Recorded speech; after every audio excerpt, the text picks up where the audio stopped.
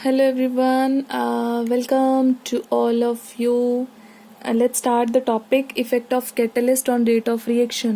तो last time हमने जो टॉपिक बेटा करा था that was of collision theory और वहाँ पे बहुत सारी टर्म्स मैंने आपको बताई थी, ट्रांजिशन स्टेट और activated complex and threshold energy, activation energy, orientation etcetera. ठीक है, तो होप आपको ये सारी टर्म्स क्लियर हैं.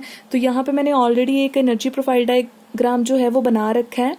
तो ये आपका रिएक्टेंट है, प्रोडक्ट है, this is your transition state and activated complex.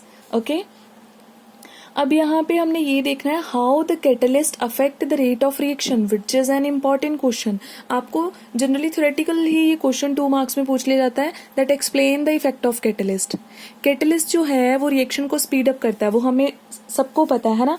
What is catalyst? Catalyst is any substance that is added to the reaction and it will speed up the reaction without undergoing any change in itself.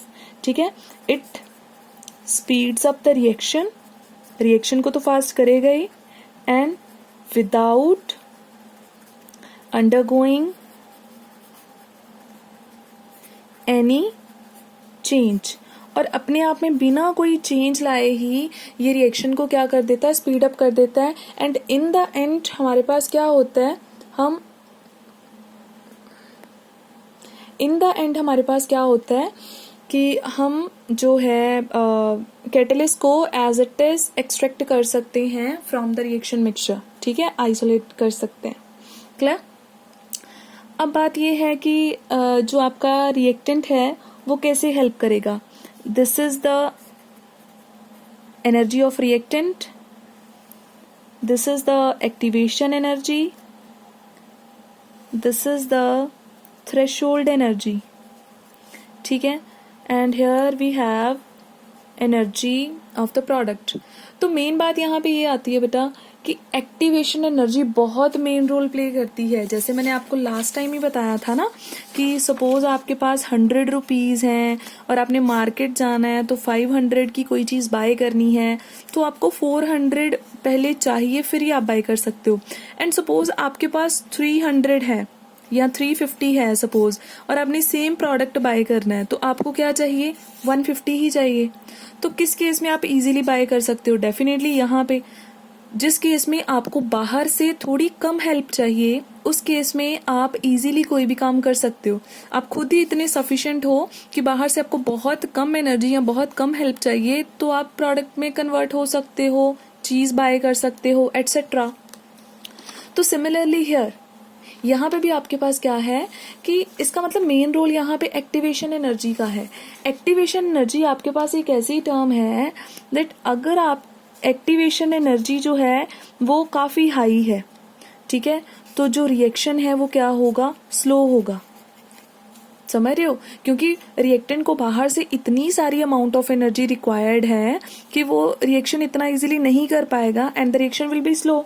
लेकिन अगर in case activation energy कम हो जाता है then reactant इतनी कम energy आराम से manage कर लेगा. थोड़ा सा हीट किया तो उतनी एनर्जी मिल जाएगी उसको आराम से एंड वो प्रोडक्ट में कन्वर्ट हो जाएगा. So it means reaction will be fast. समझ आ गया. तो इसका मतलब यहाँ पे मेन रोल हो गया आपके पास एनर्जी का, एक्टिवेशन एनर्जी का. मैं बता रही हूँ कि क्या कॉन्सेप्ट है. और जो आपका कैटलिस्ट है ना वो एक्टिवेशन एनर्जी वाले केस में ही आपको हेल्प करेगा. अब कैसे करेगा, अब देखो मान लो यहाँ पे कैटलिस्ट है ही नहीं, ए और बी ने आपस में रिएक्ट करना है, प्रोडक्ट बनाना है और वो एक ट्रांजिशन स्टेट भी बनाते हैं एंड देन किस में कन्वर्ट हो जाते हैं, प्रोडक्ट में. मेन प्रॉब्लम इस ट्रांजिशन स्टेट की है ना. लेकिन जब हम क्या करते हैं, जब हम कैटलिस्ट को ऐड कर लेते हैं, ये हमारे पास रिएक्टेंट था, ठीक है, इन्होंने क्या करना था, आपस में बॉन्डिंग बनानी थी एंड देन किस में कन्वर्ट होना था, प्रोडक्ट बना लेना था.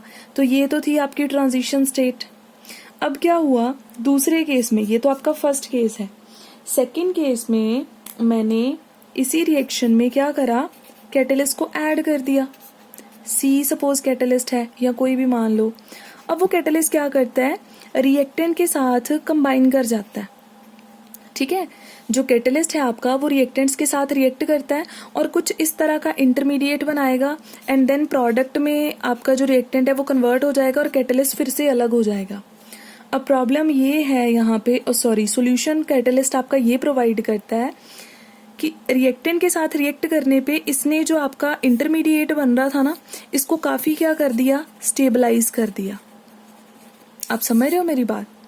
पहले जो आपका इंटरमीडिएट बन रहा था, जो ट्रांजिशन स्टेट बन रही थी, वो काफ़ी अनस्टेबल थी, जिसके कारण वो काफ़ी हायर चली गई और एक्टिवेशन एनर्जी हमें इतना सारा चाहिए था। लेकिन जब हमने कैटलिस्ट को ऐड करा तो कैटलिस्ट ने रिएक्टेंट के साथ रिएक्ट करके थोड़ी सी स्टेबल ट्रांजिशन स्टेट बना दी। तो स्टेबल होने से क्या हो जाता है, अगर स्टेबल होगी तो एनर्जी क्या होती है बेटा, स्टेबलाइजेशन होने पे एनर्जी विल बी लेस। ये याद रखना है, when ever any thing is stable it will have less energy and when it will have higher energy it will be highly unstable। तो अब क्या होगा, कैटलिस्ट ने आपकी ट्रांजिशन स्टेट को स्टेबल कर दिया। जैसे ही स्टेबल करेगा तो ट्रांजिशन स्टेट तो कहीं यहाँ कहीं शिफ्ट हो जाएगी।